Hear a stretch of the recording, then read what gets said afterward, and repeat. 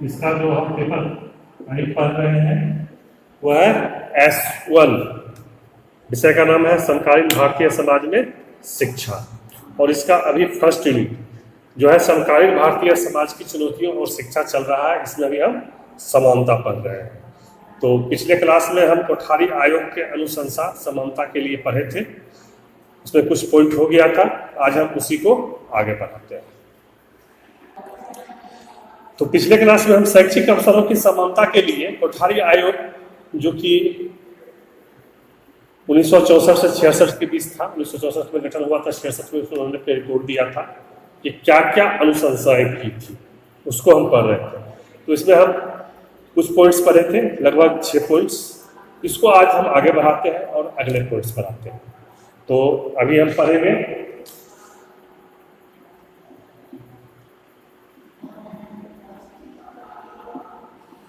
शैक्षिक अवसरों की समानता के लिए कोठारी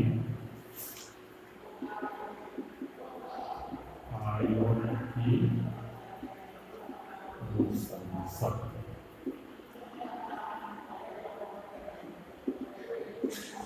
इसको हम आज आगे बढ़ाते हैं। 6 पॉइंट पढ़े थे इसका हम, अब आते हैं 7वें पॉइंट पर। 7वां जो कोठारी पॉइंट है इसमें कि उन्होंने क्या अनुशंसा किया था, वह है कि माध्यमिक एवं उच्च शिक्षा के निर्धन एवं योग्य छात्रों को पुस्तकें खरीदने के लिए आर्थिक सहायता दी जाए। मतलब उन्होंने कहा कि जो निर्धन है छात्र है लेकिन योग्य है, वह उनकी आर्थिक स्थिति इतनी कम है कि वह पाठ्य पुस्तकें खरीद नहीं पाएंगे। तो वैसे छात्रों के लिए सरकार आर्थिक सहायता दे जिससे कि वह पाठ्य पुस्तकें खरीद सके। तो 7वां है आपका माध्यमिक एवं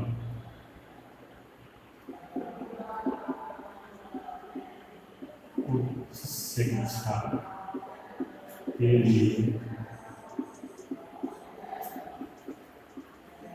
निर्धन एवं योग्य छात्रों को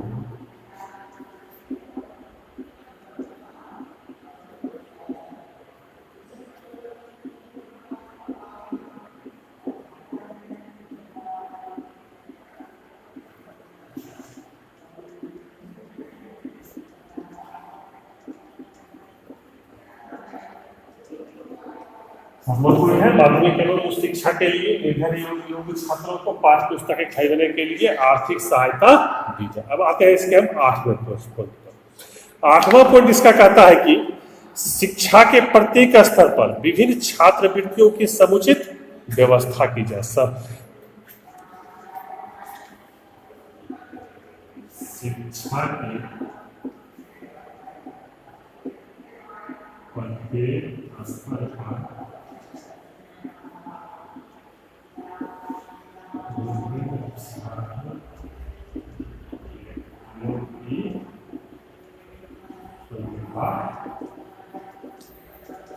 देखिए, शिक्षा के प्रत्येक स्तर का मतलब है प्राथमिक स्तर पर भी, उच्च प्राथमिक स्तर पर भी, माध्यमिक स्तर पर भी और उच्च शिक्षा में भी सभी में छात्रवृत्तियों की समुचित व्यवस्था की जाए। और व्यावसायिक स्कूल कॉलेजों में समान स्कूल कॉलेजों की अपेक्षा अधिक छात्रवृत्तियों की व्यवस्था की जाए। व्यावसायिक स्कूल जहाँ की कोई कौशल विकास के लिए लिया जाता है, जैसे कि ITI हो गया, पॉलिटेक्निक हो गया, या कोई भी तकनीकी शिक्षा जिसको प्राप्त करने के बाद छात्र स्वरोजगार भी कर सकता है। तो वैसे शिक्षा जिस स्कूल में प्राप्त कर रहे हैं तो वैसे छात्रों को सामान्य स्कूल कॉलेजों की अपेक्षा अधिक छात्रवृत्तियों की व्यवस्था की जाए। इसी को व्यवसायिक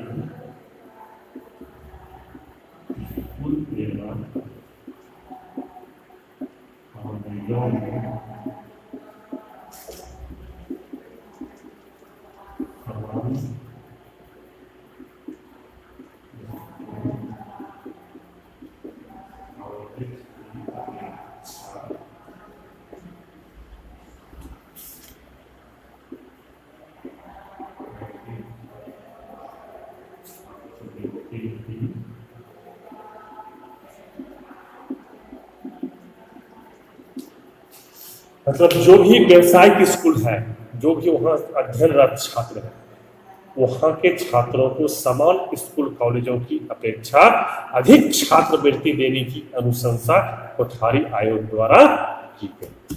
ये था आपका आठवां। अब आते हैं इसमें अगला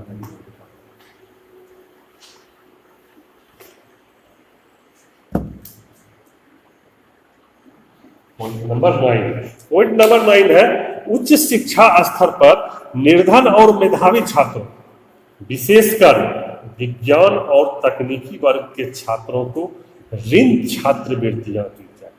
मतलब जो उच्च शिक्षा ग्रहण करने के इच्छुक छात्र हैं, वह निर्धन है लेकिन वह मेधावी है, ऐसे छात्रों को, और उसमें भी क्या, जो खास तौर से विज्ञान और तकनीकी शिक्षा प्राप्त कर रहे हैं, उसको ऋण छात्रवृत्ति देने की अनुशंसा की है। मतलब साधारण भाषा में कह सकते हैं कि उसे लोन देने की अनुशंसा कोठारी आयोग द्वारा की गई।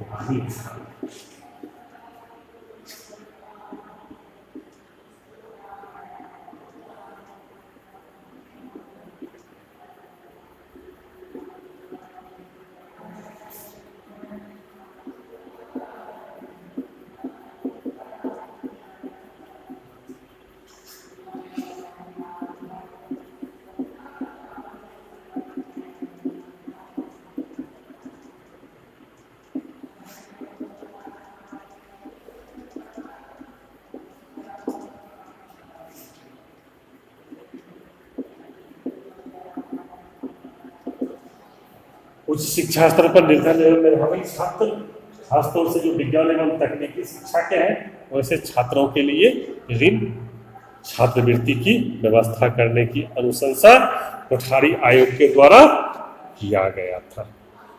अब आते हैं इसका अगला पॉइंट। कोठारी आयोग का अगला अनुशंसा क्या था कि दूर दराज में रहने वाले छात्रों को आवागमन की सुविधा तथा छात्रावास की सुविधा प्रदान की जाए तथा स्त्री एवं पुरुषों को समान शिक्षा अवसर सुलभ कराया जाए।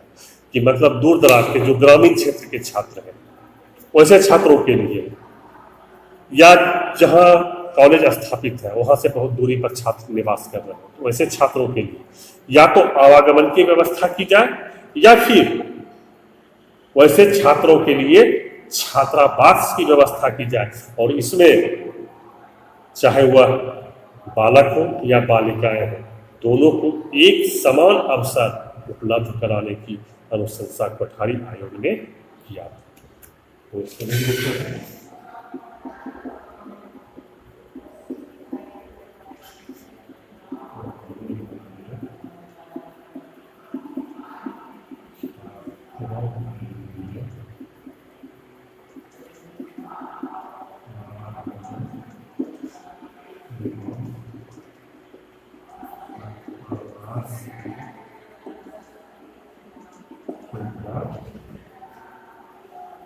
आवागमन एवं छात्रावास की सुविधा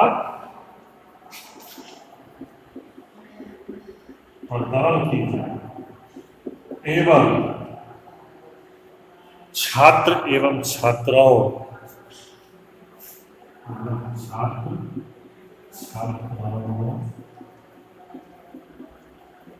दोनों को समान अवसर शिक्षा के लिए भी, आवागमन के लिए सुविधा के लिए भी, या फिर छात्रावास की बात हो, तो सभी के लिए कोठारी आयोग ने अनुशंसा किया कि एक समान, चाहे वह छात्र हो या छात्रा हो, एक समान उसको सुविधा मिलनी चाहिए।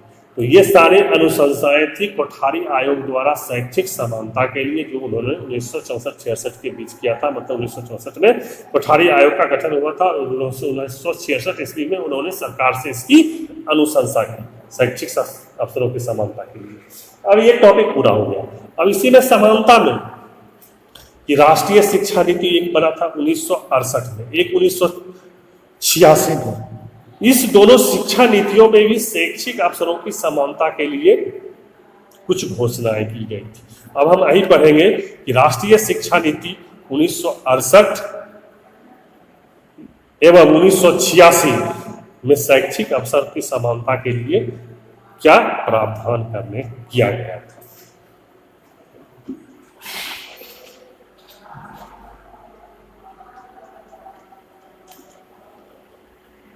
शैक्षिक अवसरों की समानता के लिए राष्ट्रीय शिक्षा नीति 1968 एवं 1986 की इसका हम व्याख्या करेंगे। 1968 के शिक्षा नीति तथा 1986 के शिक्षा नीति में क्या अनुशंसा या व्याख्या की गई थी।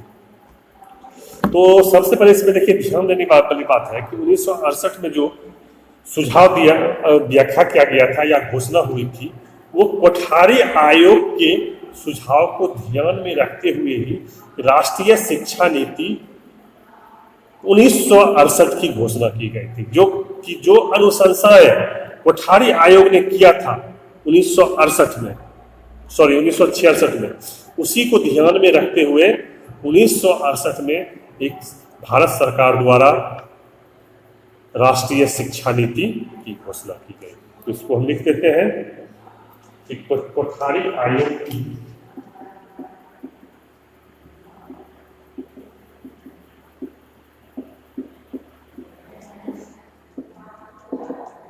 अनुशंसा को ध्यान में रखते हुए भारत सरकार ने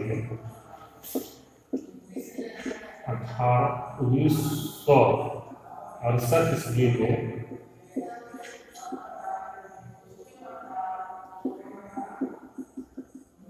शैक्षिक अवसरों की समानता के लिए राष्ट्रीय शिक्षा नीति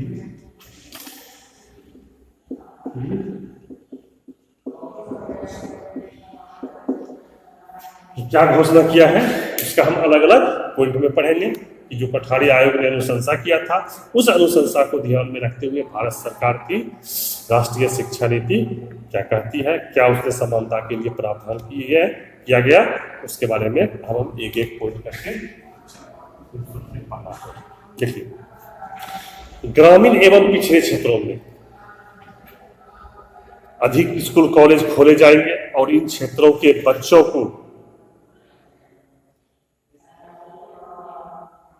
शिक्षा सुलभ कराई जाएगी एवं रोजगार के अवसर भी उपलब्ध करवाएंगे। सबसे पहली घोषणा जो की गई थी वह की गई थी कि जो खास तौर से ग्रामीण और पिछड़ा क्षेत्र है, जो शैक्षिक दृष्टि से जहां सबसे ज्यादा असमानता पाया जाता था, जहां की स्कूल और कॉलेजों की संख्या बहुत ही कम थी, तो उस समानता के लिए भारत सरकार ने नीति बनाया कि इन क्षेत्रों में अधिक से अधिक स्कूल कॉलेज होने चाहिए।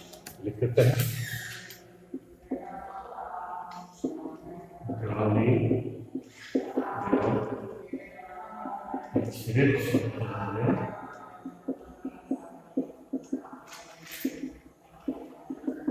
अधिक से अधिक स्कूल एवं कॉलेज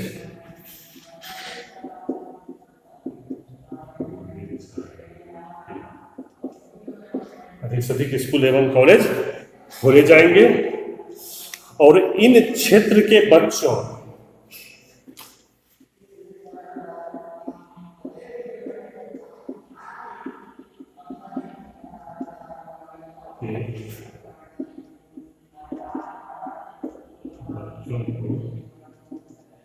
शिक्षा उपलब्ध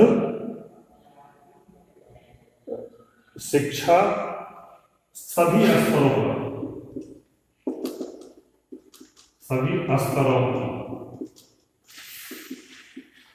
उपलब्ध कराई जाए।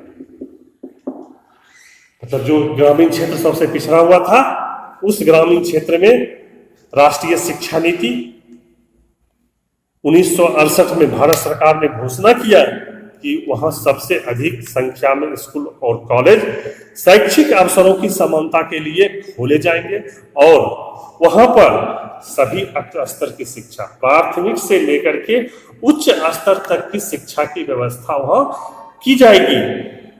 साथ ही साथ शिक्षा प्राप्त करने वाले छात्रों के लिए बाद में रोजगार का भी उपाय किया जाएगा। तो ये थी शैक्षिक अवसरों की समानता के लिए 1968 के शिक्षा नीति की प्रथम घोषणा। यह घोषणा कोठारी आयोग की अनुशंसा के अनुरूप किया गया। अब हम इसके अगले पॉइंट की चर्चा अगले क्लास में करेंगे।